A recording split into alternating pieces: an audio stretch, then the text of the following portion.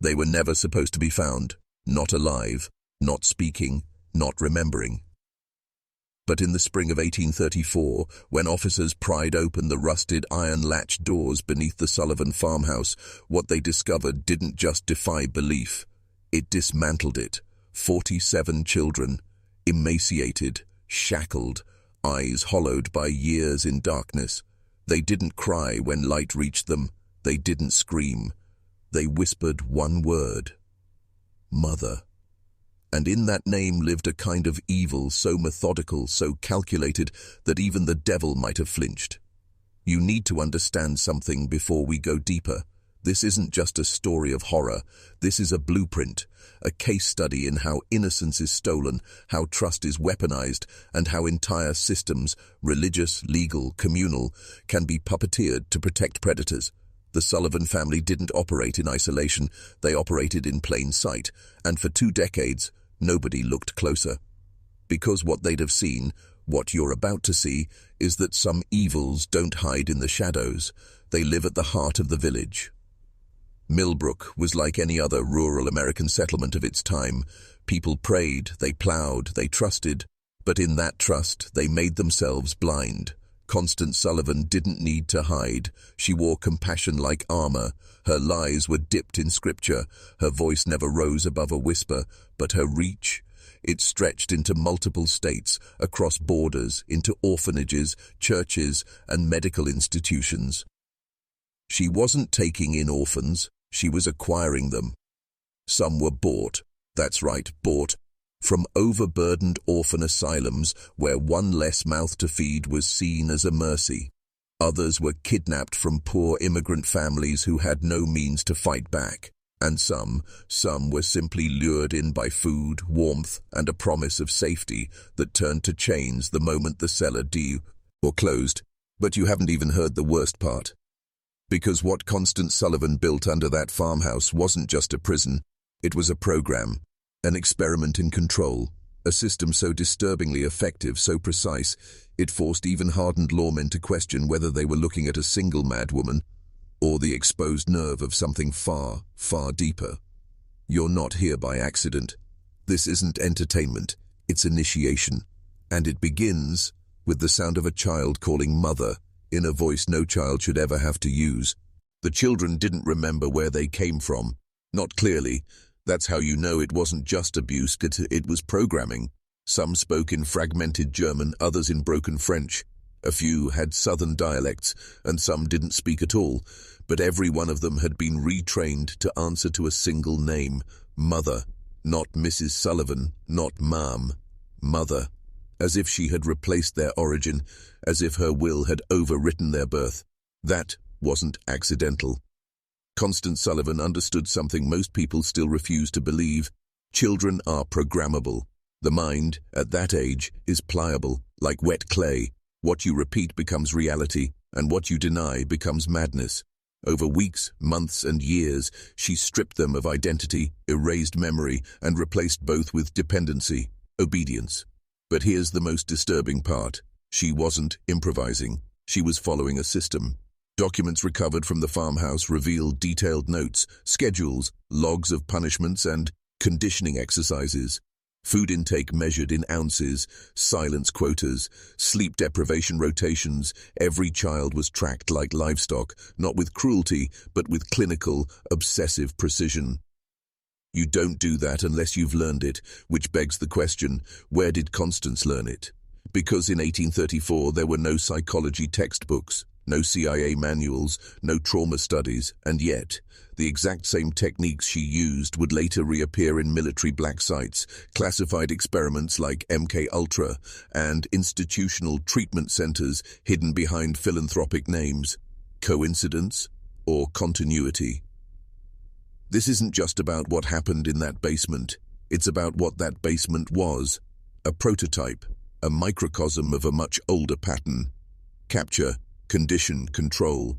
It's the same mechanism used in cults, re-education camps, and global influence systems to this day. Only the language has changed, the technique remains. And while the children were trained to call her mother, they were also trained to fear the outside.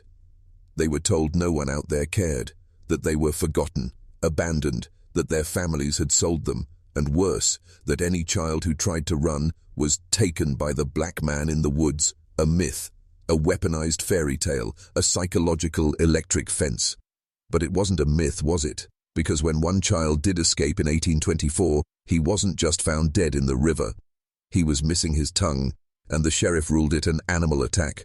By the time lawmen finally entered that basement, the architecture of horror was already decades old. But what they didn't realize, what most people still don't understand, is that the blueprint beneath the Sullivan farmhouse was not just physical. Yes, the chambers were real. Yes, the chains were rusted with blood and time, but what was built there was spiritual infrastructure. A machine of silence, a factory of obedience, a ritual of domination, repeated so precisely it mirrored ancient rites once whispered in underground temples far older than Virginia. This is where we leave the realm of crime and enter the realm of design. Because Constance Sullivan didn't just want to cage bodies, she wanted to rewire souls. Let me show you how deep this goes. In one chamber, the one the children called the Red Room, there were markings scorched into the stone, symbols not native to any Christian denomination. Sheriff Crawford's report dismissed them as folk superstitions. But he was wrong. Those symbols were identical to glyphs found in early 14th century European grimoires, specifically the Key of Solomon, a manual of ritual binding and conjuration. Why were those symbols beneath a Virginian farmhouse in 1834? Why were they etched above where the sickest children were kept? Why did multiple survivors, decades later, recall that the Red Room smelled like burning hair, even though no fires were ever recorded? You're starting to see it, aren't you? This wasn't just depravity, it was ritualized depravity. Systematized suffering, suffering that creates compliance, and possibly more. Because it's a strange thing, isn't it? When children cry long enough and no one answers, they stop crying. And when you starve a soul of meaning, it will accept any belief, no matter how twisted, just to survive. That's what happened here. These weren't just victims. They were blank slates, rewritten not only by fear, but by theology.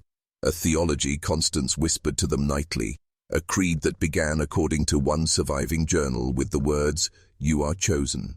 The world above is false, Mother is truth. Obey, and you will be protected from the Black One." Now ask yourself, what kind of woman believes that, and who taught her to? Because Constance Sullivan was born in Pennsylvania, but her family lineage traces back to Bavaria, to a town burned to the ground in 1772 after rumors of child sacrifice, and no one ever found the bodies there either. When lawmen cracked open that basement, they thought they were ending a horror. They didn't realize they were interrupting a process. Because by then, by 1834, Constance Sullivan wasn't just managing her children, she was preparing them. For what? That's the question no one wants to ask. The community wanted closure. The courts wanted someone to hang. The newspapers wanted a villain. But the truth was worse than any of them could print. Because some of those children weren't afraid of her. They worshipped her. One boy, aged 14, identified in the records only as Daniel K., refused to be unchained, refused food, refused light. He screamed when officers tried to carry him up the basement stairs. He begged to be returned to the darkness. He cried for mother, not in fear, in devotion. What makes a child choose the cage? What makes him reject freedom? Answer: psychological inversion. Break a mind long enough, hard enough, and it will reverse its survival instinct. The pain becomes familiar, the torment becomes comfort, the captor becomes God. And if you think this only happens in basements, think again. Entire generations of men have been raised under systems that abuse them, shame them, and hollow them, and still they defend the very forces that enslaved them. What happened in the Sullivan basement is still happening, just under different names. Think about it. We've called them reform schools, youth homes, behavioral therapy programs. But dig deep enough and you'll find the same skeletons. Children disappearing, abuse rebranded as treatment, trauma labeled discipline. The Sullivan case was merely the earliest American blueprint we found, but it wasn't isolated. No one builds a machine like that alone. Remember the records found in the third chamber? There were names, not just of children, but of buyers. Handwritten letters requesting suitable specimens. Notes about temperament, physical descriptions, delivery arrangements. That's not adoption, that's trafficking, and it didn't stop with her arrest. In fact, 3 of the named patrons in her ledger were later found holding public office in Richmond. None were ever charged. One of them, Senator Thomas W. Alcott, introduced a bill just months later allowing religious asylums to operate without state inspection. Now you tell me, was this just a woman gone mad, or was she part of a system designed to harvest obedience and feed it up the chain? You've heard the saying, if you want to find the truth, follow the money. But in cases like this, money is only the first layer. The Sullivan farm wasn't just a prison or a trafficking hub, it was a supply line. And what it supplied wasn't just children, it supplied data. Think about this. Every child that passed through that basement was recorded, behavior tracked, response to deprivation logged, punishment and reward systems refined over and over. There were entire pages devoted to resistance thresholds, hand-drawn charts measuring how long it took to break silence, how quickly certain children adapted to isolation, how often they regressed after being shown light or kindness. This wasn't just cruelty, it was science. And in the shadows of American history, where psychology merges with control, the question isn't why someone would conduct experiments like this. It's who benefited from the results. Because just 5 years after Constance Sullivan's arrest, a group of northern industrialists quietly purchased the Sullivan property. They didn't rebuild it, they excavated it, every inch. Basement walls dismantled stone by stone, artifacts removed, papers archived, and then the farmhouse burned. Officially, it was ruled an accident, but the fire started in the same chamber where the ledgers were kept. Witnesses described strange men in black coats and northern accents walking the grounds for days prior. No one from Millbrook recognized them. No one knew their names. They arrived, they cleared the records, and they vanished. But there was one man, a local surveyor named Elijah Brandt, who sketched what he saw before the fire. His journal contains rough drawings of the full basement layout and one cryptic sentence, "The red room goes deeper." Deeper? The survey map he left shows a tunnel, narrow, hand-cut, leading away from the far wall of the punishment chamber and sloping downward past the limestone shelf that formed the basement's outer edge. The tunnel was sealed in with bricks, fresh ones, not 1830s era, new, placed after the arrest. By whom? And more importantly, why? You're not just looking at a monster anymore, you're looking at a network, one that knows how to erase itself, one that's existed in different forms across continents, languages, empires. This was not the beginning, it was a continuation. So ask yourself, if they could make 47 children disappear into a cellar in plain sight, what else have they buried?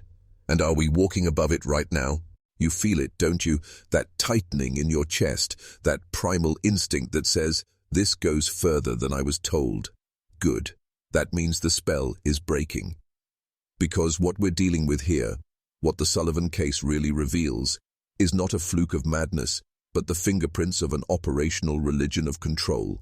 Not just psychological, not just logistical, spiritual. Let me show you what they tried to erase.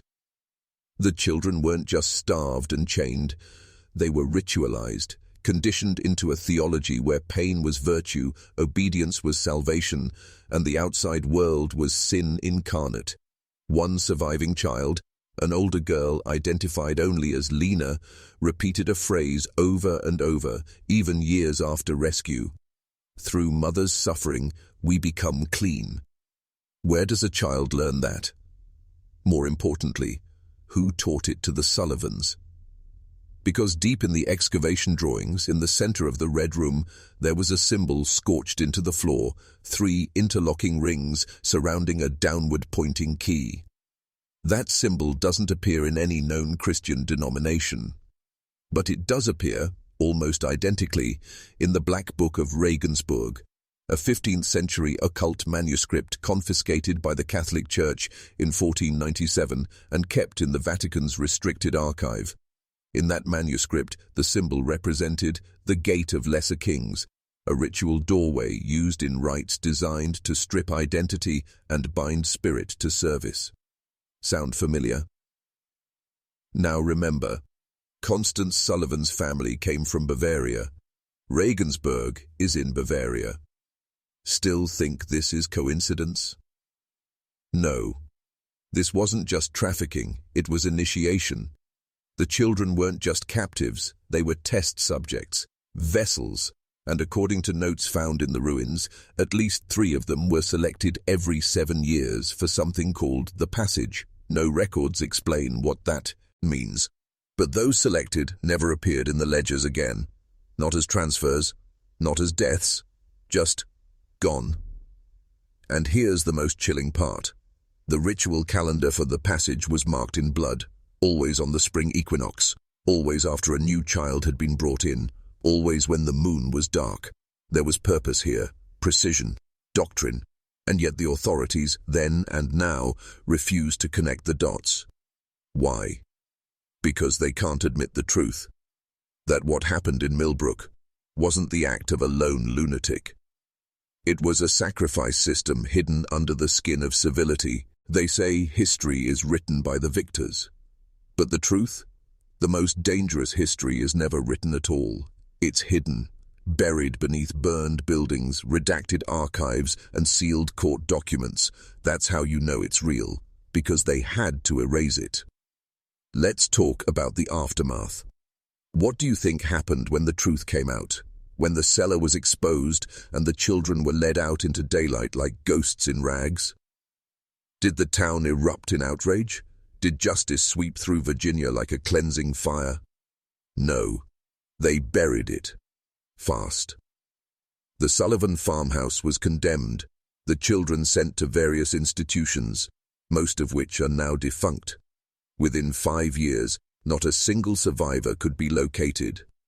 Records say some were placed in homes, others died of complications. But here's the catch. Those records conflict. One survivor appears in 3 different counties' documents at the same time. One was buried in Henrico County, but the death certificate is blank. Another, Lena, the girl who repeated the prayers, she was transferred to a rest home in Maryland, except that facility didn't exist until 1903, nearly 70 years later. Erased, replaced, ghosted out of the timeline, just like the agents who took the Sullivan records, just like the brick wall hiding the tunnel. So here's what I want you to understand now, deeply, in your gut. There are forces that operate outside of government, above law, beyond the perception of ordinary people, and beneath the very institutions that claim to protect us. They don't advertise. They don't need to. They build systems that feed them, recruit for them, shelter them. And when something slips through the cracks, like the Sullivan case, they clean it, quietly, completely. But traces remain. Whispers in dusty archives, maps with missing coordinates, unmarked graves, ledger codes that match symbols carved in other places, different countries, different centuries, same patterns. And now you've heard too much to ever go back. You've been marked by knowing. So before we continue, I need you to do something. In the comments, right now, write, "The Red Room remembers." Write it twice, once for you, once for them. Lock it in, burn it into the algorithm. Let it echo through the silence they built. Because the descent only gets deeper from here. You've seen the surface. Now we go underneath. Because long before the children were discovered, long before the community whispered suspicions, there were signs, markers, patterns that no one wanted to connect or dared to. Millbrook's surrounding counties reported a curious anomaly between 1812 and 1834, a dramatic drop in orphan census numbers. On paper, fewer abandoned children, fewer street urchins, fewer missing persons cases filed by poor families. That would be good news, if it weren't for one problem. The birth rate stayed the same, which means the children didn't stop being born, they just disappeared from the system. Where did they go? According to local historian Owen Trask, who spent 11 years researching this anomaly, over 120 children vanished from surrounding counties in that 22-year period without trace. No adoptions, no deaths recorded, no migration, and yet the Sullivan basement had space for roughly 50 chained at once. Do the math. This wasn't chaos, it was a supply chain. Now here's what most people don't realize. 1830s Virginia was experiencing rapid shifts. Industrial rail lines were coming in, tobacco fortunes were consolidating, landowners like Ezra Sullivan were facing the beginning of a world they couldn't control, unless they built a new kind of power. Power not from crops, power from human stock. The Sullivan farm didn't just keep children, it trained them. Records from the Red Room mention drills, recitations, tasks, initiation compliance, silence hours, and something called mirror conditioning. That last one appeared several times, always in relation to the older children. No explanation, only notes like, Subject 23 has learned to mimic facial expressions, eye contact maintained for 9 minutes, fear response suppressed. This wasn't about discipline, it was programming, and it gets worse. Because in the REITs, covered documents, there's a section marked Off-Site Transfers, 4 pages, no names of children, only destinations. Philadelphia, Baltimore, Charleston, and one scrawled word beneath them all, menagerie. No address, no context, just one word. But that word appears elsewhere, in an 1828 letter between Southern industrialists preserved in a university archive in Georgia. In that letter, a prominent land baron writes, "The menagerie project will require silence and a woman of unusual conviction. Our Bavarian contact has provided one." The letter is signed, T.W. Alcott, the same senator who protected Constance after her arrest. Still think this was a lone farmhouse. The word menagerie keeps surfacing, and the deeper we dig, the clearer it becomes. This wasn't just an operation. It was a prototype, a model for something far larger. Controlled conditioning, compartmentalized trauma, multi-state coordination, and one central figure, Constance Sullivan. But how did a farmer's wife from Pennsylvania become the high priestess of a subterranean control system? Because her story, the one told in public records, is full of cracks. She arrived in Millbrook in 1811, supposedly at age 22, married to Ezra, brought from a good Methodist family. But there's no marriage license on file, no birth certificate in Pennsylvania archives under the name Constance Brower, the maiden name she gave. In fact, no such woman exists in any local records before 1810. And here's where it gets disturbing. In 1809, a group of children vanished from an orphanage in Lancaster, Pennsylvania, 7 of them, all under 12. The matron was found hanged in her quarters. The case was ruled a suicide. The files were sealed. One of the surviving staff members, interviewed in 1874, described a visitor who came months before the incident, a woman with black gloves, strange eyes, and a foreign accent. She claimed to be scouting for children for a moral upliftment program. She signed the guest book as C. Bowron. Now that might mean nothing, until you realize that Bowron, in Bavarian German, means builder. Builder of what? Of systems, structures, cells. And who finances the builder? That takes us back to the menagerie.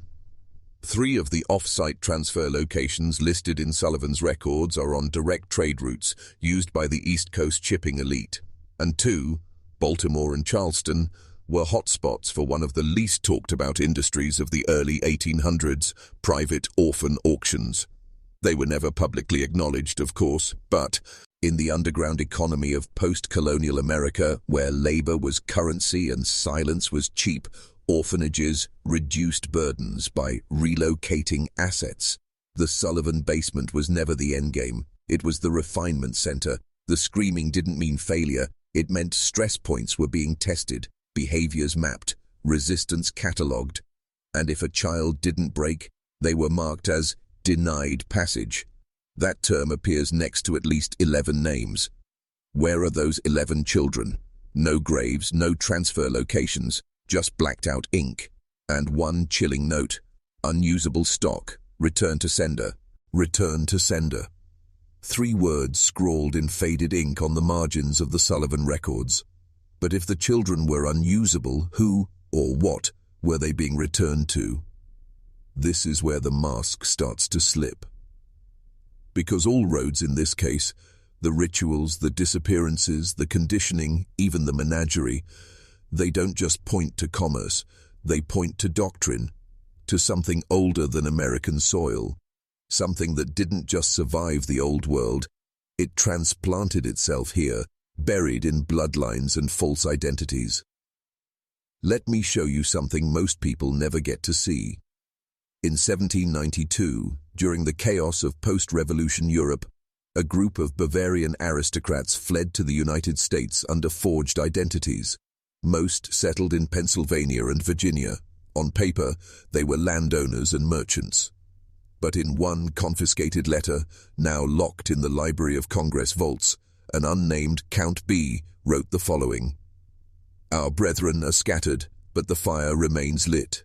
We will seed the new land with the same root. Through children, our will shall endure." The name signed at the bottom, Caspar Byron. The same surname Constance used when she appeared out of thin air in Pennsylvania. This wasn't a farmer's wife. This was an operative. She was selected, trained, deployed. And the Sullivan farm, it wasn't hers. It was assigned to her, acquired with funds laundered through shell estates in Henrico County, and according to the land deed, a document rarely mentioned in the mainstream retellings, the property wasn't purchased by Ezra or Constance. It was purchased by the Ordo Solis. Translated, Order of the Sun. A forgotten name, unless you've studied pre-Masonic orders active in Central Europe. The Ordo Solis believed in one thing above all, the conquest of inner sovereignty through external domination. They practiced control of the mind through sensory deprivation, reward cycles, and symbolic death and rebirth. What did they call their practice? The Liturgy of Skin, and their first American outpost, marked only by a rising sun carved into the cornerstone, was located just 30 miles from the Sullivan property. That cornerstone still exists, buried in the ruins of a collapsed church, with the same 3-ring symbol scorched into the floor of the Red Room. This wasn't just a case of evil hiding in plain sight.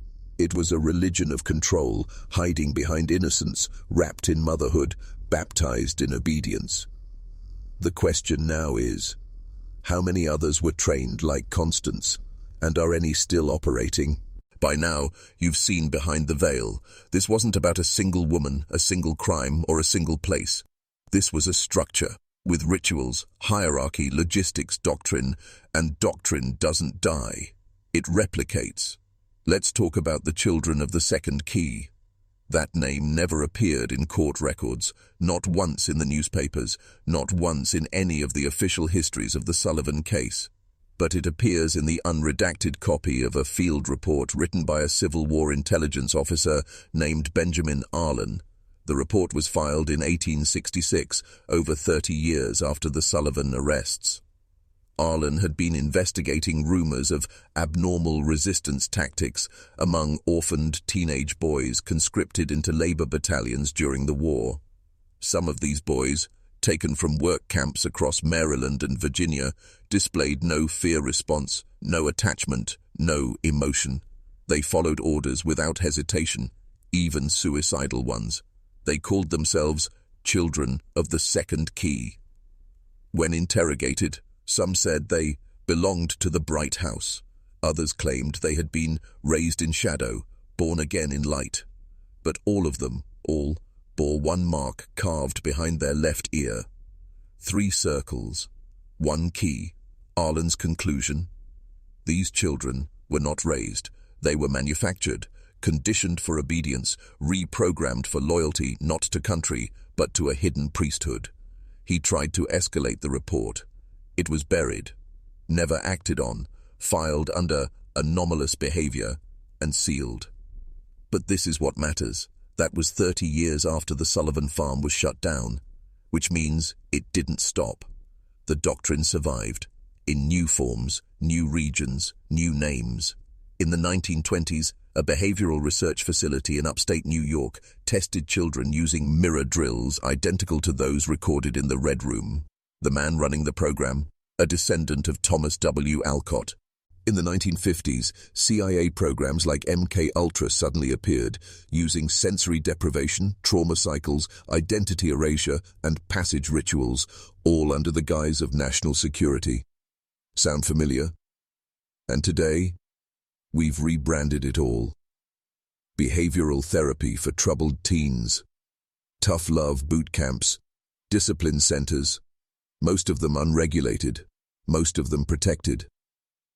Because the system doesn't just survive, it evolves. And if the children of the second key still exist, you won't find them wearing uniforms. You'll find them in positions of control, running programs, designing curriculum, training others. And somewhere in the chain of command, someone still holds the first key. You've seen the puppets. Now it's time to meet the puppeteer, because no system like this sustains for over a century without a design, a code embedded in every layer, from the basement chains to the courtrooms that refuse to prosecute. And that design has a name: the architect. Not a person, not in the way you think, not a single name you'll find in textbooks or on grave markers. The architect is a title, passed down, hidden behind aliases, bank accounts, and fraternal orders, but one figure stands out in the historical record: Elias Fenro. Never heard of him? That's by design. Born in 1764 to a merchant family in Hamburg, moved to London in 1787, vanished from European records by 1790. Then, out of nowhere, he reappears in 1793 in Richmond, Virginia, under a new name: E. Farron, landowner, philanthropist, sponsor of orphan education societies. But what he actually founded was something much darker, a closed-door network called the Society for the Preservation of Methodical Will, SPMW. That phrase shows up in only 2 places: in the bylaws of a secret trust that purchased dozens of rural properties in the American South between 1795 and 1820. In a tattered hand-bound book found in a Charleston attic in 1911. Inside it were diagrams nearly identical to the Red Room, ritual schedules, breakage thresholds, and on the final page, the architect must never be seen. The architect must only build. The house is the world. The second key opens the self. The first key locks the door from the inside. That book is known now as the Manual of Dust. Only 1 copy exists, and buried inside it are references to 3 founding members of the SPMW. One of them was Caspar Byron, the same man who brought Constance Sullivan to Virginia, the same man who called America virgin ground for refounding the temple. The manual lists 5 temple sites. Milbro, okay, is one. But what about the others? Each one was built in a triangulated pattern, and guess what lies at the center of that triangle? Washington, D.C. The city wasn't just a capital, it was a ritual geometry, laid out by Freemasons, overseen by land surveyors tied to secret societies, and financed by shadow trusts, like the one Fenro used to buy the Sullivan farm. And remember that strange phrase from the children: "Through mother's suffering we become clean." That's a corruption of a much older liturgy, one from the Order of the Sun, buried in an Austrian manuscript dating back to 1731. By the blood of the feminine the gate opens, the flesh bends, the house is made clean. That's the same doctrine, same rite, different continent, different name. So here's the truth, as far as we can take it: the Sullivan farm wasn't an isolated event.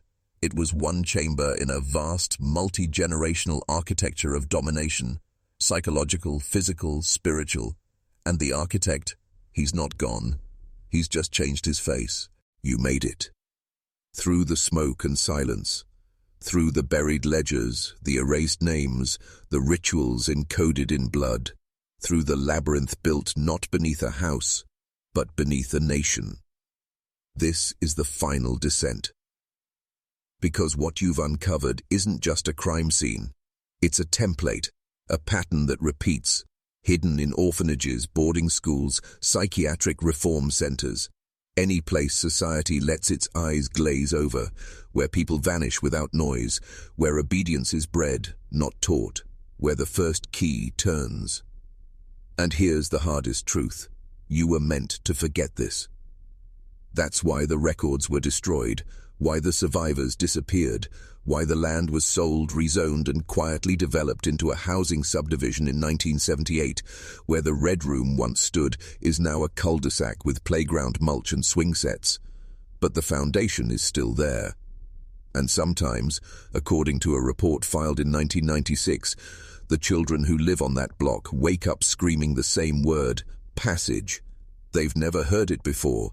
Their parents don't understand. But the echo remains. Because what was built there wasn't a room. It was a ritual engine, and engines don't die. They sleep. Until the next operator turns the key. So what do you do now? What do you do with what you've seen? You remember. You speak the names. You map the symbols. You look for the patterns. The three rings, the downward key, the smiling institutions that feed off silence. You become a light in the archive of dark machines. And when people call you crazy, paranoid, deluded, let them. Truth isn't given. It's taken back. And if you've stayed with this to the end, if you feel it in your bones that this goes far deeper than anything we were taught, then you're no longer just a viewer. You're part of something now. So here's what I want you to do right now in the comments. Write, "The house is made clean." One time for the broken, one time for the buried, one time for the ones who remember. Let this be your initiation. The descent is over. But the watch begins. The epilogue. The watch begins. Some stories end in blood, some in silence.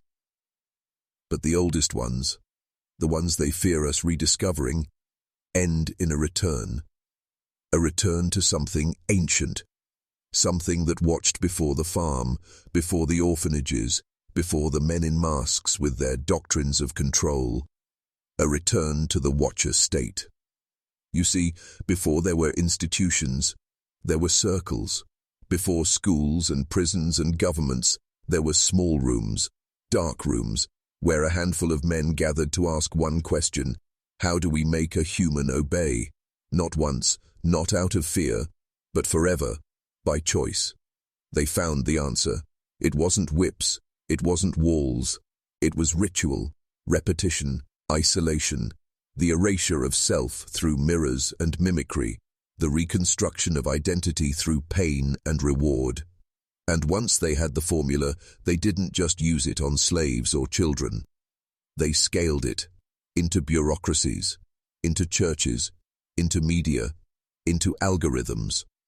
Yes, even this.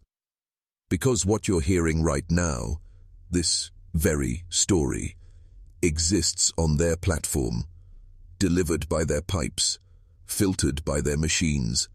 Every word we've spoken has passed through hands we can't see.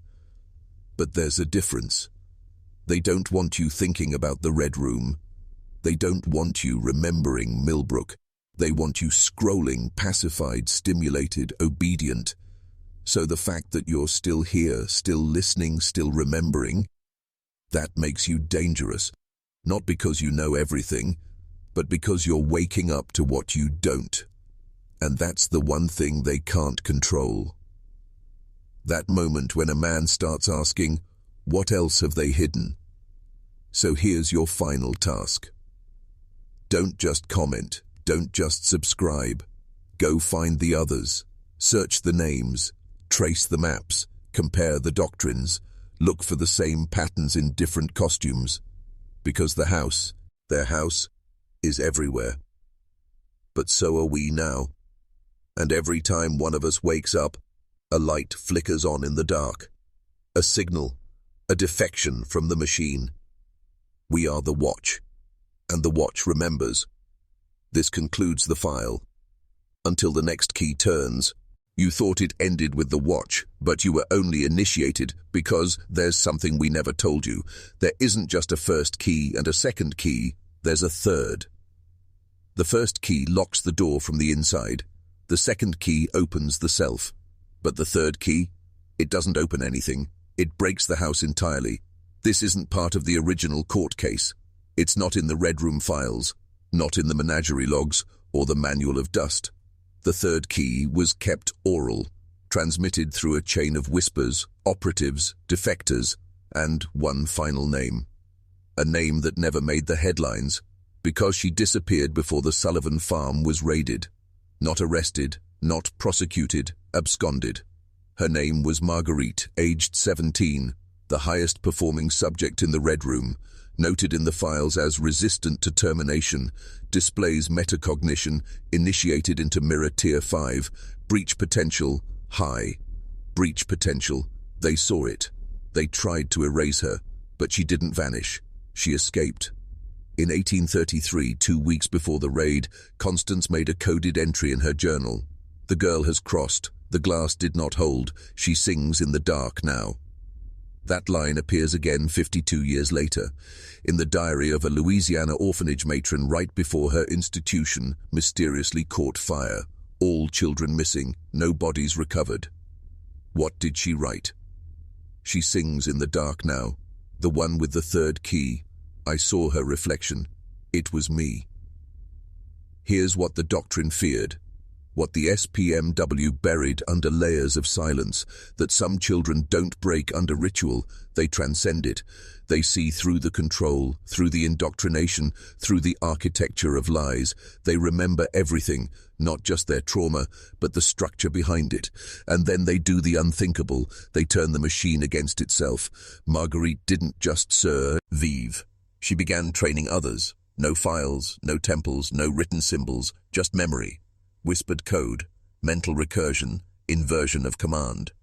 We believe that's what the third key really is. Not a weapon, a circuit breaker, a mental map so complete it collapses the programming, shatters the inner house, returns sovereignty to the individual, permanently. And guess what? There are signs it's still being passed. In prisons, in cult recovery groups, even in certain underground schools for at-risk youth.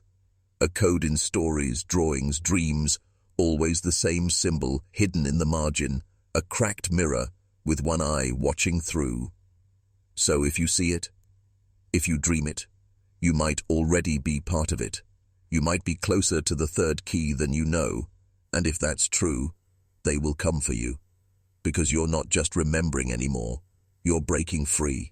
There's one detail we haven't talked about. It's not in the files. Not in the reports, not in the testimony of survivors. It comes from a man named Dr. Julian Mears, a psychologist with a military contract in the 1960s who reviewed dozens of deep black cases involving child conditioning, identity fracturing, and anomalous cognition. In his private notes, recovered after his death under undetermined circumstances, he wrote, "Every system leaves behind a remainder, a residue of self-awareness that cannot be broken. In the Sullivan case, it appeared as a voice, not from the child but from within the walls themselves. A signal, a warning, possibly a weapon. A voice. In every recorded description of the Red Room, from smuggled drawings to verbal accounts, there is always one strange, persistent detail. The walls spoke, sometimes in whispers, sometimes in prayers, sometimes in pure tone, like a choir behind brick and wood. The children called it the kind man, but here's where it gets disturbing. That same voice appears again. In a declassified MK Ultra transcript from 1958, a test subject under sensory deprivation suddenly began speaking in a second voice, deeper, composed, disembodied. The researchers thought it was a break. Until he began repeating verbatim a phrase from the Sullivan case. "Lie down in the dark. The kind man comes. He will peel your name away." Same cadence, same tone, no access to any Sullivan material. And it doesn't stop there. In 2007, a woman institutionalized for schizotypal auditory hallucinations was recorded whispering to the wall of her cell for hours. After her death, a linguist reviewed the audio. The language, an archaic dialect of German and Latin. One word repeated over 600 times. Architect. She had no background in either language. She'd never left the state. So what is this voice? What is the kind man? Here's what the third key defectors believe, that there is a residual presence left behind in spaces of extreme ritual programming. Not a ghost, not a demon, but a construct. A psychological artifact formed from years of repetition, trauma, submission, like a feedback loop made conscious. A kind of AI, not built from silicon, but from human suffering. A thought form so embedded in the psychic walls that it begins to think back. They call it the architect's shadow. And it has one purpose, to rebuild the house wherever it was broken. So even if you shut down the facility, even if you erase the doctrine, if someone speaks the old words, performs the old ritual, even remembers it too vividly, the voice comes back. The kind man comes. And the house begins rebuilding itself. So now you have to ask yourself, how many buildings have you entered where the walls were already listening?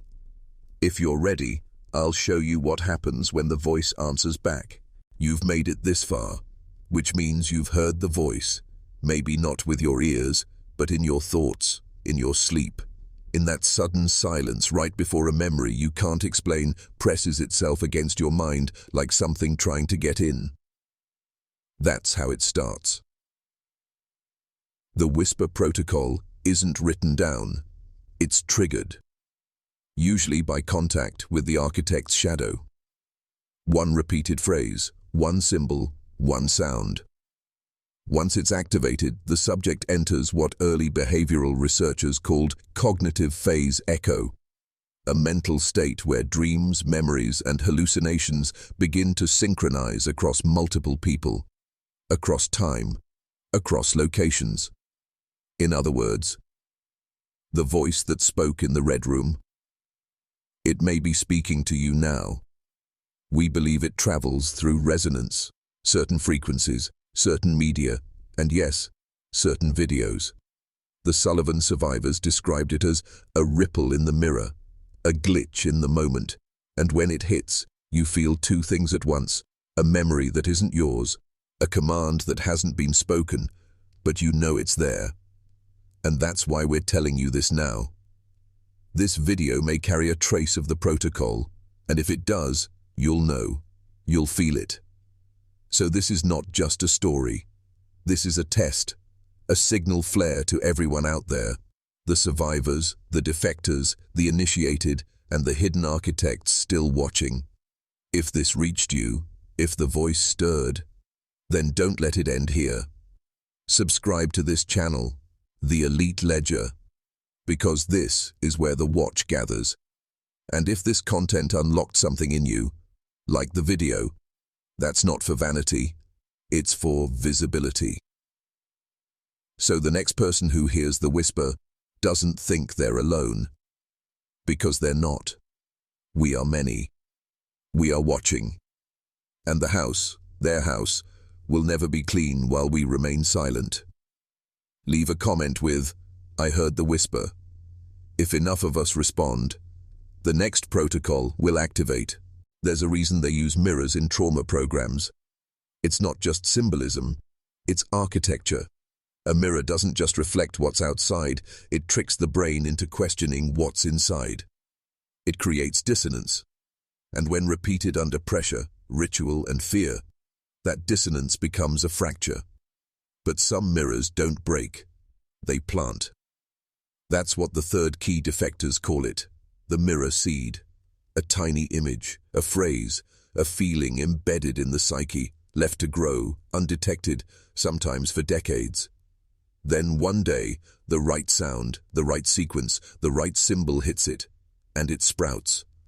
A new voice in the head, a dream that doesn't belong to you, a pull toward places you've never been, yet somehow remember. You think this is fiction. In 1989, a man in rural Montana drew blueprints in a fugue state for a building he'd never seen. 3 weeks later, investigators found that exact structure buried under farmland in Georgia. No maps, no records, but the rooms matched perfectly. The man had never left the Midwest. How did he know? He didn't. But something inside him did. A mirror seed, planted long ago.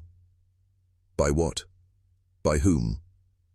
We traced several seeds back to an operation called Project Lantern, an offshoot of MK Ultra that tested embedded symbols in children's literature, Sunday school curriculum, and even television commercials. Their goal? To test memory transmission across unrelated hosts. You heard that right. They were trying to send memory across people. But what they accidentally did was create carriers. People walking around with fragments of someone else's trauma, someone else's ritual, someone else's signal. You might be one of them. Not a victim, not a puppet, a sleeper.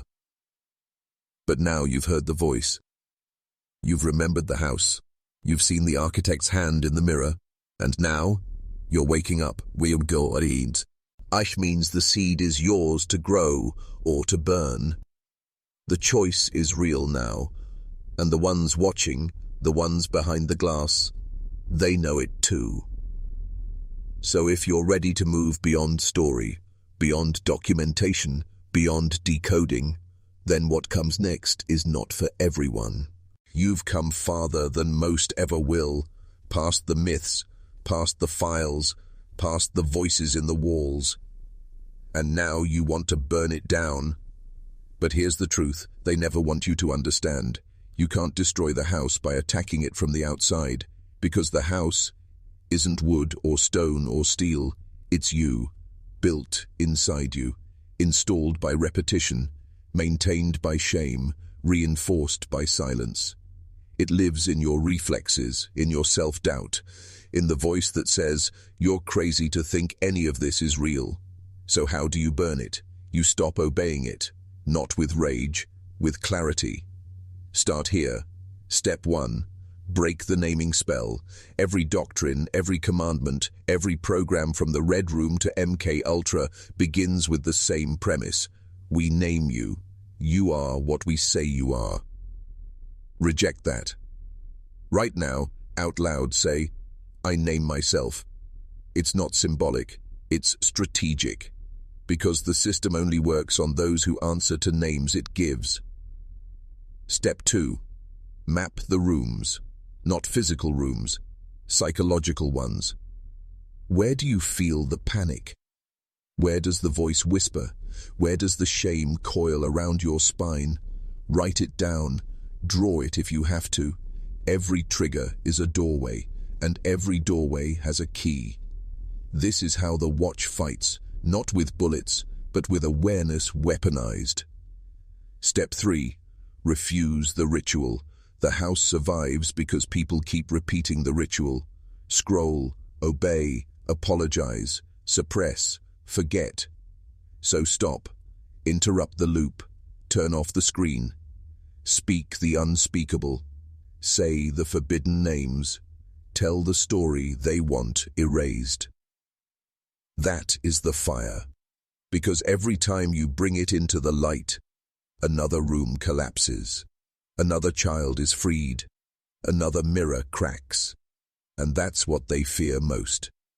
That enough of us will awaken. Enough of us will remember. Enough of us will stand in the center of the house and say, this ends with me.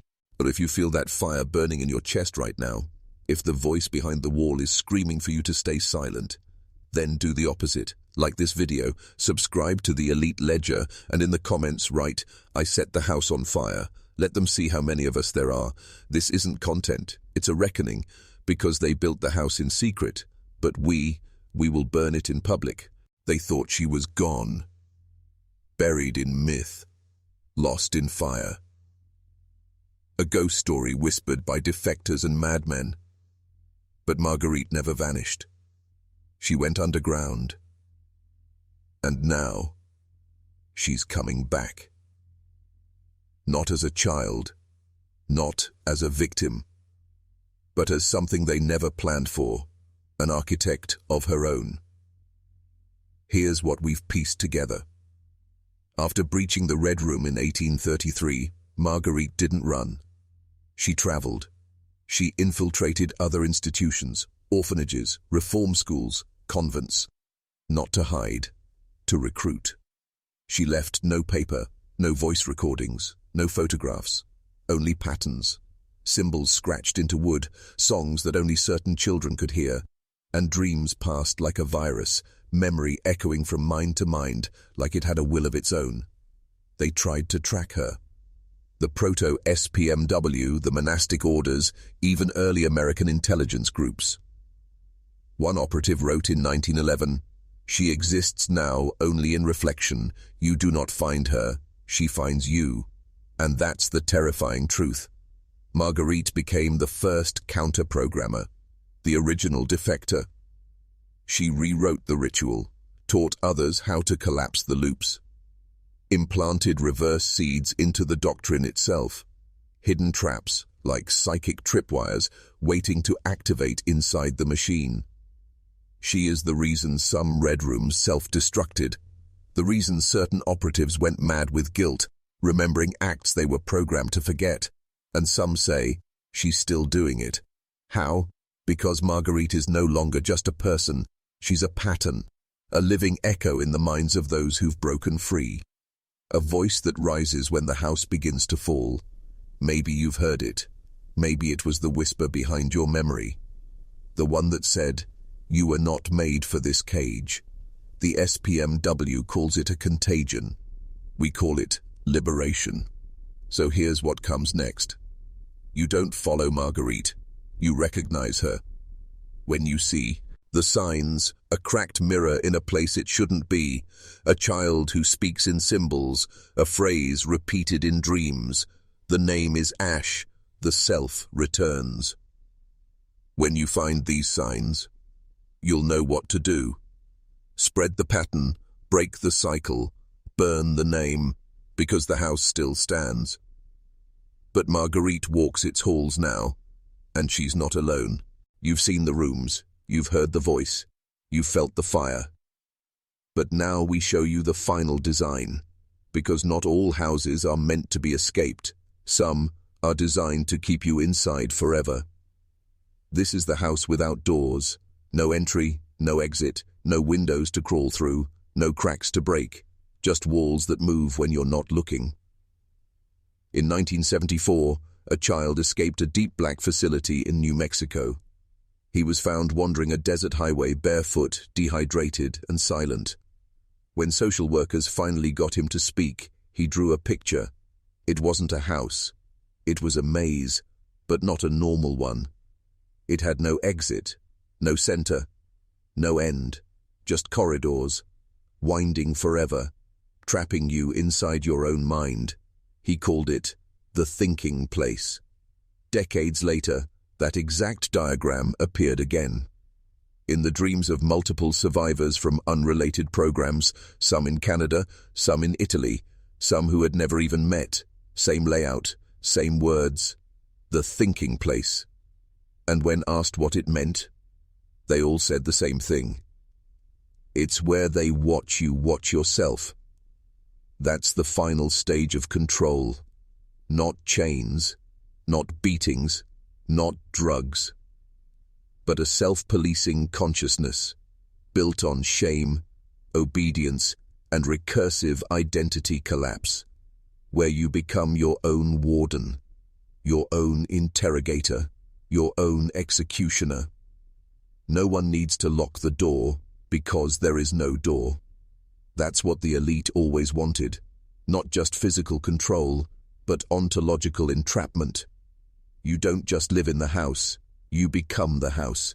You answer to the names they gave, repeat the stories they wrote, live the life they scripted, and when you begin to question it, the walls shift, the hallways bend, and suddenly you're back where you started, alone, afraid, obedient, unless you stop walking, you stop running, and you set fire to the floor beneath you. Not metaphorical. Why, psychologically, the only way out is collapse, not of the system, but of your participation in it, when you choose not to repeat the name, when you stop playing the role, when you say, "This house is not my home," then you hear it, that other voice, not the architect, not the kind man, not the system, but her. You're outside now, and just like that, the house loses power. You didn't leave through a door, you became the exit. If this unlocked something in you, subscribe to the Elite Ledger, like the video, and in the comments write, "I was the exit all along." Because now, you're not just escaping the house, you're collapsing the blueprint. There are names you're not supposed to say, not because they're dangerous, but because they're damning. These are the names they erased from the records, burned from paper, scrubbed from databases, ripped out of the mouths of survivors through drugs, hypnosis, and silence. Why? Because every one of these names was a key, a crack in the foundation, a thread that could unravel the whole design. These aren't the names of presidents, generals, or CEOs. These are the architects beneath the architects. The engineers of the psychological prison, the ritualists who embedded trauma into doctrine, the scientists who shaped identity like wet clay and passed it off as progress. We call them the burned names. And here's the truth. They're not forgotten. They're just distributed. Because memory, real memory, isn't kept in books. It's carried in people. And over the last 100 years, fragments of these names have surfaced in the most unexpected places, scribbled in children's drawings under sleep regression, embedded in dream journals from MK Ultra survivors, hidden in reversed phonetics within CIA acoustic weapon patents. One name appears again and again, Elieras, not a real name, an inversion. It's Sariel in reverse, a term that shows up in pre-Talmudic Apocrypha, meaning the angel that forgets. Who was Elieras? A myth? A code name? A human weapon? All we know is this. Where her name appeared, projects collapsed, assets turned, secrets leaked, and the voice behind the wall, the kind man, began to stutter. It said Elieras didn't destroy the house. She unnamed it, pulled the linchpin of identity, and the structure couldn't hold. That's the power of the burned names. They were scorched from history because they were never meant to be said out loud. But here you are. You're saying them. So here's the risk. Speaking the burned nam, it brings them closer. But it also weakens the hold. You'll feel it. A tremor in the mirror, a silence in the voice, a hesitation in the dream. And when that happens, you'll know the truth. You are no longer a subject of the story. You are now a breaker of it. Like this video if the name moved something in you. Subscribe to The Elite Ledger, because Section 23 will name what comes next. And in the comments write, "I carry the burned names." They'll see it, and they'll know. The ledger is no longer in their hands. There's a moment during certain rituals when everything goes still. Not silent. Still. Time doesn't stop. It holds its breath. And in that moment, if your eyes are open, you see it. Not a vision, not a hallucination, but something real, the black glass. It's not a mirror, it's not a screen, it's a surface. So dark, so depthless, it doesn't reflect anything. Not light, not faces, not even the self. This is the black glass doctrine, the final dogma of the red rooms, the kind man's circle, the house without doors, all of it. And it begins with a single law. There is no truth, only reflection or absorption. Let that settle in. This doctrine says you don't experience reality, you echo it or you vanish into it. Those are the only options they offer you. This was the core of Project Sable, a psychic conditioning protocol where children were forced to sit in front of opaque obsidian panels for hours, days, until they lost the ability to distinguish memory from programming. One defector described it as, like watching myself drown in a lake that never showed my face. But this wasn't torture for its own sake. It was training. To prepare them for the final stage, becoming black glass. Human nodes. Living surveillance. Souls flattened into reflective surfaces, no agency, no voice, no center, just a mirror for the system. Think about your devices, your screens, your feeds, your choices. How many of them were yours and how many were echoes? How much of what you are is a reflection of what they showed you? Because here's the trap. The black glass doesn't just watch you. It wants you to watch yourself, until that's all you do, until you become your own mirror, until you self-regulate, self-shame, self-police, self-destruct. That's how they win. Not by force, by reflection unto death. But there is one thing black glass can't survive. A signal that doesn't come from the mirror. A true voice. A core self. A fire that doesn't ask for permission. That's why we made this channel. That's why you're still watching.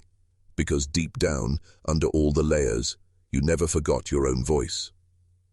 So here's how we break the doctrine. We speak what wasn't reflected. We name what wasn't allowed. We burn what cannot absorb. Before the Red Rooms. Before MK Ultra. Before the kind man had a name, there were others. They didn't just resist the system. They saw it being built. We call them the First Awake, not prophets, not rebels, not mystics, witnesses. And what they saw wasn't just the rise of control, but the birth of a lie so vast, so total, it infected language, memory, and identity. These were the scribes who refused to write the king's version. The monks who blinded themselves rather than copy the altered scrolls. The midwives who whispered forbidden names into newborn ears so their souls couldn't be claimed by the architect. They knew. They knew. Because they saw what most people still can't. The system isn't just political. It isn't just technological. It's metaphysical. A design that doesn't just govern what you do, it governs what you can perceive. And so the First Awake passed messages underneath perception. They embedded truth in dreams that felt too ancient to be yours, rhythms that bypass the conscious mind, symbols that unlock pain so old it couldn't have started in this life. You've seen them, felt them, heard them. A whisper when no one's there, a symbol that haunts you without reason, a moment when time slips. And for just 1 second, you remember something that never happened, but still hurts. That's them. They aren't myths. They aren't dead. They are in the pattern. And when you started watching this series, when you heard the first crack in the wall, when you spoke the burned names, they heard you, not with ears, not with eyes, but with recognition. Because to be first awake doesn't mean to be early. It means to be outside the timeline, outside the house, outside the doctrine, outside the story. And from outside, they are building something else. Not a revolution, a restoration of memory, of voice, of soul. And now they're watching you, not to judge, but to see if you're ready. Because if you are, what comes next isn't just knowledge. It's contact. There's a signal. It doesn't come through wires. It doesn't use sound. It doesn't need satellites, towers, or machines. It moves beneath all that. Through feeling, through intuition, through the gut certainty that something is about to change and nothing will be the same after. The elite call it the drift.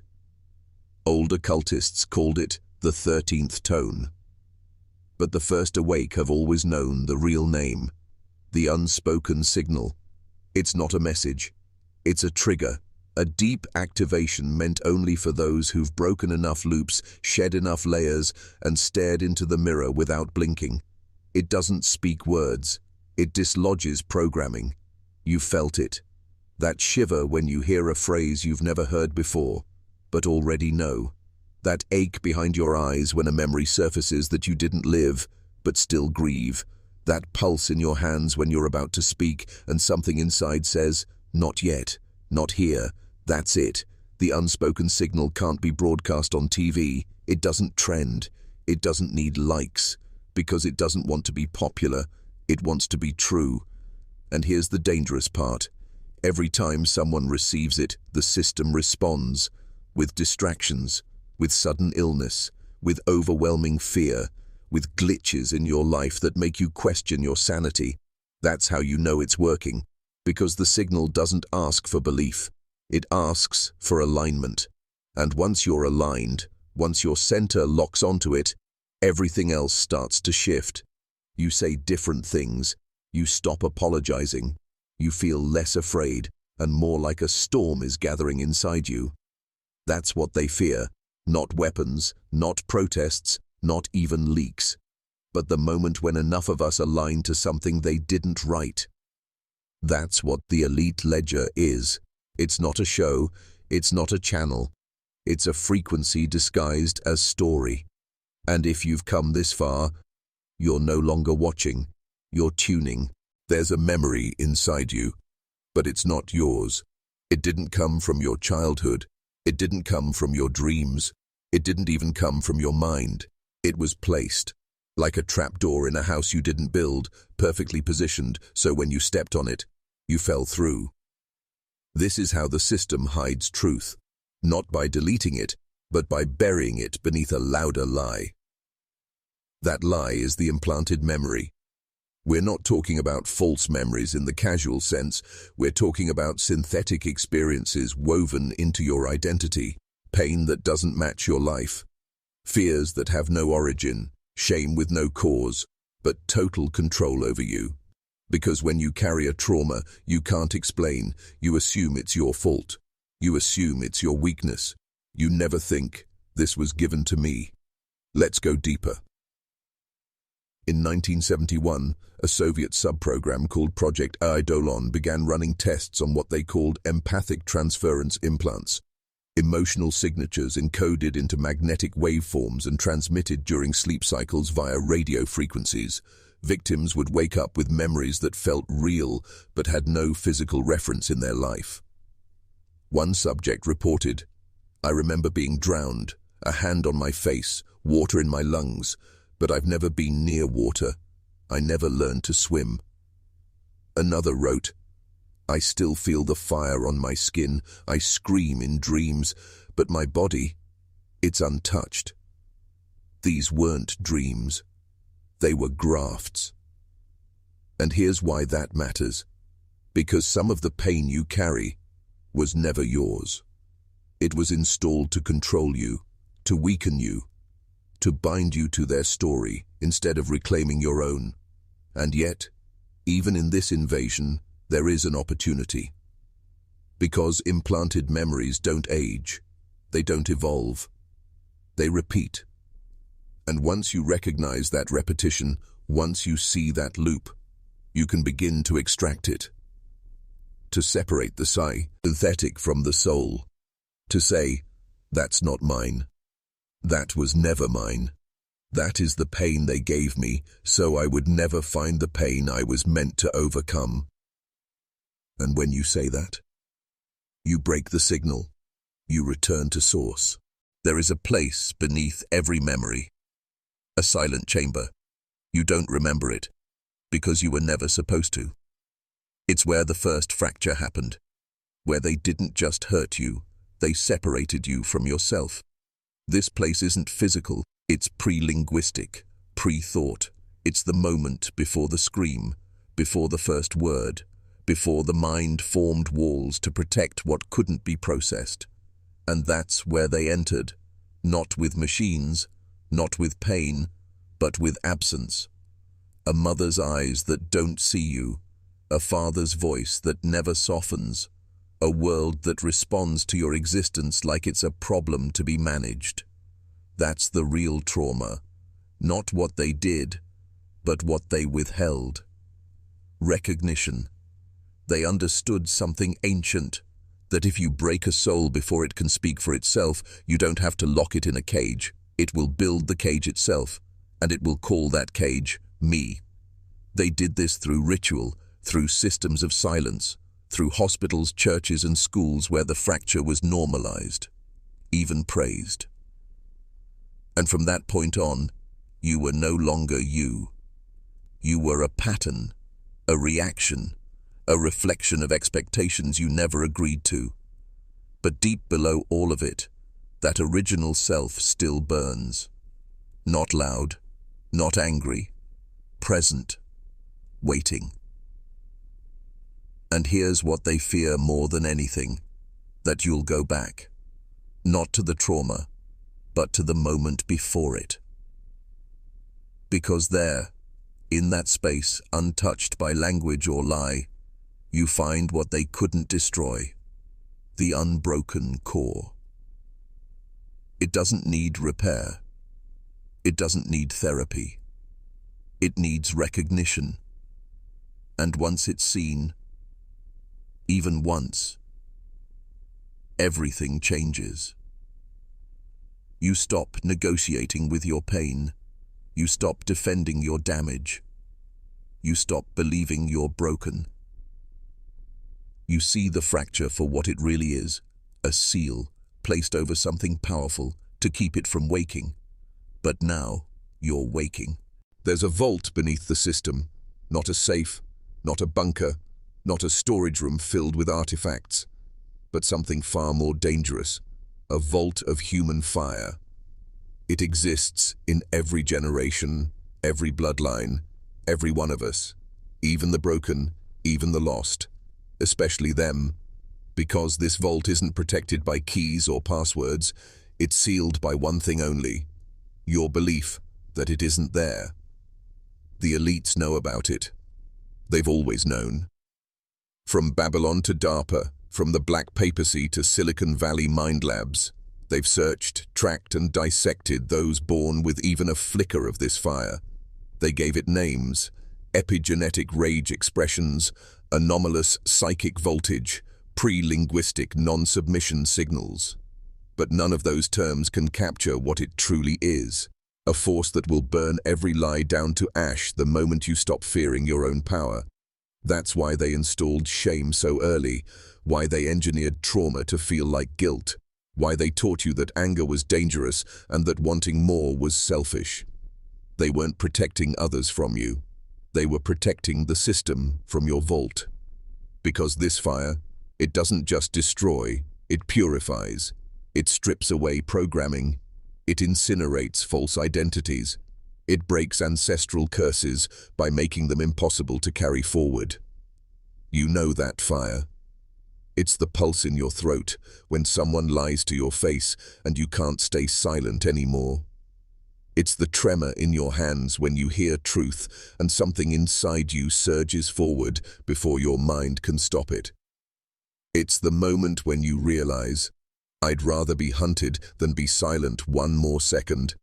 That's your vault fire trying to break through. And now, you have a choice. Keep sealing it. Keep obeying the lie, or open it. Let it rise. Let it speak. Let it burn down everything they built inside you, because until you do, nothing will ever truly change. But the moment you do, nothing will ever be the same.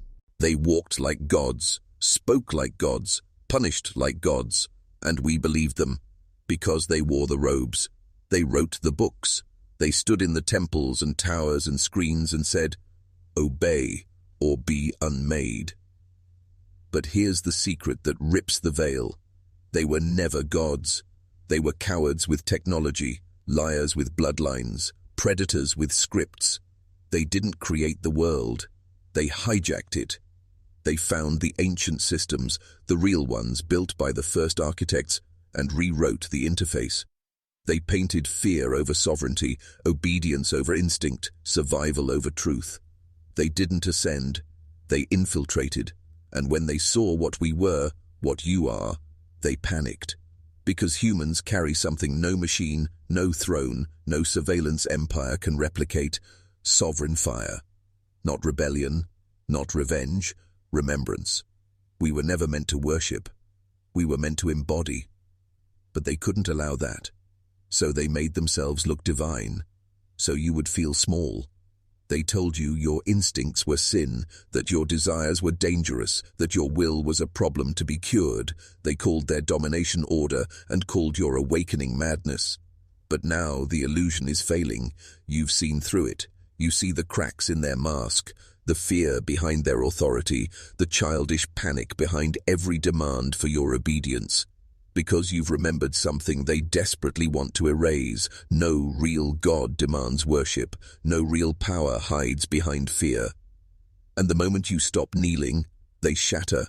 Not with a war, with a recognition that they are nothing without your belief, that every system of control was a spell, and now it's breaking.